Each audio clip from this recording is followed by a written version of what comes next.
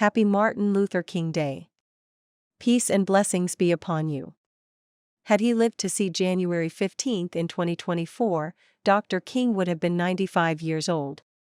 The fact that King has been dead almost 6 decades and remains a revered figure for most people of goodwill is a tribute to one of the 20th century's most remarkable lives. However, such has been the commodification of MLK since his murder in 1968, that his legacy is still a topic of robust argument. The essential truth of Dr. King is that he was shot in the face because he challenged the organization of American society. In his view, America was 2 nations. White America controlled the government, the military, and the economy and allocated the nation's resources to suit the interests of white people. This arrangement worked perfectly for white people. The country had only needed 500 years to become a superpower. American military strength was the envy of the world. Its entertainment sector powered the global imagination, and its industries provided an economic dominance not seen since Imperial Britain gripped a quarter of the world. Why on earth would anyone challenge a system that worked so well? The answer came from Martin Luther King, an Atlanta preacher, on behalf of Black America, a nation with almost nothing to its name. King asked white Americans to share the wealth with their fellow citizens. After all, hadn't black slave labor been the motor behind the American success story? Hadn't blacks fought in every war that made America safer, stronger, and more secure? And how could a country which proclaimed its Christian virtue profit so spectacularly from the original sin of chattel slavery?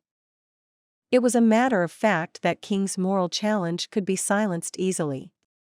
Black Americans were not truly considered citizens. Indeed, they were not recognized as full human beings. Scripture could be interpreted to justify the domination of the sons of Ham, and when that failed, the instruments of state terror could be deployed to crush black dissent. White racial certainty, always a flimsy pretense at best, survived until the 1950s, when black people, with King at the helm, signaled they would put their economic power in the service of their liberation. King's leadership of the 1955 Montgomery bus boycott was just the start. The political momentum he generated lasted more than a decade. Black people were rising against their colonial masters abroad and challenging their racial subjugation at home. The wind of change, both domestic and international, rattled the citadels of white power. They responded in time-honored fashion. Black anti-colonialists were imprisoned, tortured, broken, and murdered before political deals were struck with the most amenable. Likewise, domestic black activists were imprisoned, exiled, ruined, and murdered before a limited tolerance of their political demands was accepted. Dr. King, the first and most persuasive of all of the critics of racial capitalism, was subject to special treatment. In the year before his death, King was reviled by most white Americans. Curiously, once he had been murdered, sustained efforts were made to canonize the civil rights leader as a modern saint. King and his legacy were inducted into the larger American story, and over the next decades, Dr. King was repurposed, stripped of any inconvenient ideas concerning economic management or resource redistribution, and delivered to a white American public who had been made ready to accept limited racial reconciliation. King was safely dead, so he was so much more appealing. And who could be against his simple wish that the sons of slaves and sons of slave owners would sit together? It was only sitting, not marriage, nor ownership, nor a shared residency in a gated community. It sounded like separate but equal. The process of white re-education reached its conclusion on the plush White House lawn on November 2, 1983. Flanked by King's wife Coretta, President Ronald Reagan, a bitter opponent of the Georgia preacher, signed into law the bill that made King's birthday a national holiday. Reagan's speech set in stone the official legend of Dr. Martin Luther King. This version of the King story has been accepted ever since. Martin Luther King was born in 1929 in an America where, because of the color of their skin, nearly 1 in 10 lived lives that were separate and unequal. Most Black Americans were taught in segregated schools. Across the country, too many could find only poor jobs toiling for low wages. They were refused entry into hotels and restaurants, and made to use separate facilities. In a nation that proclaimed liberty and justice for all, too many Black Americans were living with neither. In one city, a rule required all blacks to sit in the rear of public buses, but in 1955, when a brave woman named Rosa Parks was told to move to the back of the bus, she said no. A young minister in a local Baptist church, Martin Luther King, then organized a boycott of the bus company, a boycott that stunned the country. Within 6 months, the courts had ruled the segregation of public transportation unconstitutional. Dr. King had awakened something strong and true, a sense that true justice must be colorblind, and that among white and Black Americans, as he put it, their destiny is tied up with our destiny, and their freedom is inextricably bound to our freedom. We cannot walk alone. In the years after the bus boycott, Dr. King made equality of rights his life's work. Across the country, he organized boycotts, rallies and marches. Often, he was beaten and imprisoned, but he never stopped teaching nonviolence. Work with the faith. He told his followers. Unearned suffering is redemptive. Reagan's speech was polished but lacked his usual Hollywood energy and verve. The president was right on message when he reminded his audience that unearned Black suffering is redemptive. It was a straight lift from an old King speech and also our master's preferred response to the torment of their Black subjects. Only in the afterlife should Black people expect relief. Reagan littered the rest of his speech with more race politics and Christian references as he moved to his conclusion. In 1964, Dr. King became the youngest man in history to win the Nobel Peace Prize. Dr. King's work brought him to this city often, and on one sweltering August day in 1963, he addressed 250,000 people at the Lincoln Memorial. His words that day will never be forgotten. I have a dream that one day on the red hills of Georgia, the sons of former slaves and the sons of former slave owners will be able to sit down together at the table of brotherhood. In 1968, Martin Luther King was gunned down by a brutal assassin, his life cut short at the age of 39. But those 39 short years had changed America forever. The Civil Rights Act of 1964 had guaranteed all Americans equal use of public accommodations, equal access to programs financed by federal funds, and the right to compete for employment on the sole basis of individual merit. The Voting Rights Act of 1965 had made certain that from then on, Black Americans would get to vote, but most important, there was not just a change of law, there was a change of heart. The conscience of America had been touched. Across the land, people had begun to treat each other, not as blacks and whites, but as fellow Americans. Now our nation has decided to honor Dr. Martin Luther King Jr. by setting aside a day, each year, to remember him and the just cause he stood for.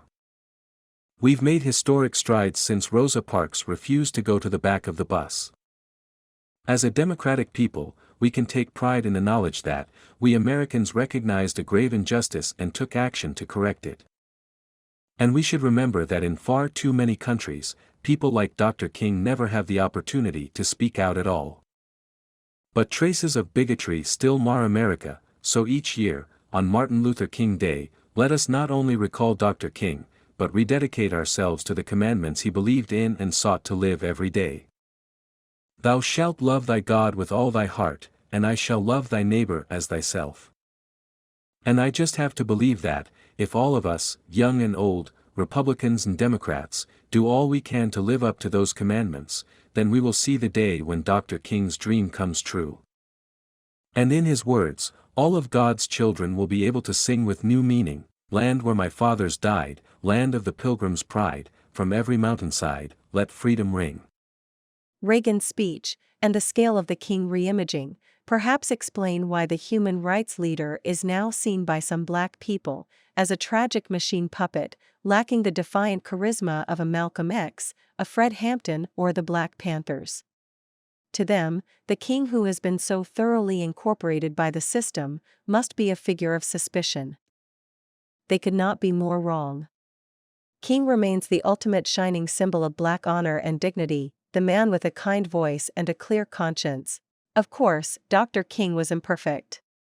His carousing with women is no longer a neglected part of his story. It is used by some who argue that an immoral man could not claim to be the moral voice of the nation. Fortunately, Dr. King never made such claims for himself. King was a deep social thinker, whose coruscating critiques of American race and war capitalism almost certainly condemned him to death.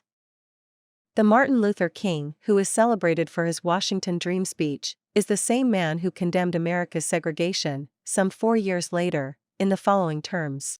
A nation that continues, year after year, to spend more money on military defense than on programs of social uplift is approaching spiritual death. King, addressing the board of the Southern Christian Leadership Conference on March 30, 1967, said, "The evils of capitalism are as real as the evils of militarism and racism. The problems of racial injustice and economic injustice cannot be solved without a radical redistribution of political and economic power." In his 1967 book, Where Do We Go From Here?, King writes, "White Americans must recognize that justice for Black people cannot be achieved without radical changes in the structure of our society." In 1965, King was at his most prophetic. "The price that America must pay for the continued oppression of the Negro and other minority groups is the price of its own destruction." In the year of the March on Washington, there was King, in his letter from a Birmingham jail, stating, "We know through painful experience that freedom is never voluntarily given by the oppressor, it must be demanded by the oppressed." Of course, our masters have no interest in putting King's social analysis before a public which has feasted on his story of Black martyrdom for 40 years. More importantly, the repurposed King legend helps to keep in line Black dissent. For a start, it enfranchises Black men who can attach a religious title to their names, as authentic leaders of what purports to be the Black struggle. Religious businessmen at the head of the people are so much easier to deal with than, say, community leaders with real political programs and organizing talent. Dr. King's reimagined legacy casts the civil rights leader, and by extension, all Black people, as supplicants whose main grievances have been addressed by a system which, though imperfect, seeks improvement. Any thoughts that continuing Black disadvantage may be caused by enduring supremacist structures must be resisted. King's own counsel can be used as arguments against Black grievance. Dr. King wanted a society which was meritocratic and colorblind. We have that now, don't we? When Black disgust cannot be bought off with racial quotas, the promotion of selected leaders, token gestures to boost Black capitalism and alike, then the Black struggle can only be performed under certain strict preconditions. It must be nonviolent and cannot unduly disrupt fundamental economic priorities. Its outcome will be decided by our masters at a moment of their choosing. Any attempt at struggle which does not fulfill this criteria will be crushed as illegitimate. Activists will be broken by lies, scandal, and imprisonment. Genuine leaders will be eliminated by any means necessary. This has been the dominant model for racial capitalism's colonial relations since the civil rights era. It explains why the ideas of the Nation of Islam's Louis Farrakhan fit so easily within the American political framework and gives greater understanding to Dr. Umar Johnson's media career.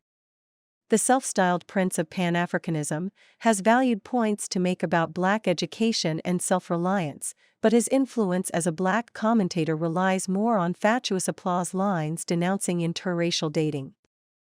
Meanwhile, Stokely Carmichael, a true lion of Pan-Africanism, barely gets a mention, despite being a central figure of Black politics for 4 decades. Malcolm X's uncompromising contempt for racial capitalism was such that he had to be removed permanently from America's political chessboard. In death, it has proved impossible to co-opt the former Nation of Islam spokesman, nor sideline him, in the manner of Stokely Carmichael. This is inconvenient as Malcolm X remains a story of Black struggle that has not been diluted or stripped of its radical content. Worse, Malcolm X continues to be presented as Dr. King's nemesis, threatening all of the repurposing of King's meaning these past 40 years. Surely, our masters have noted this situation. How will they respond? That is for another podcast. Thanks for listening.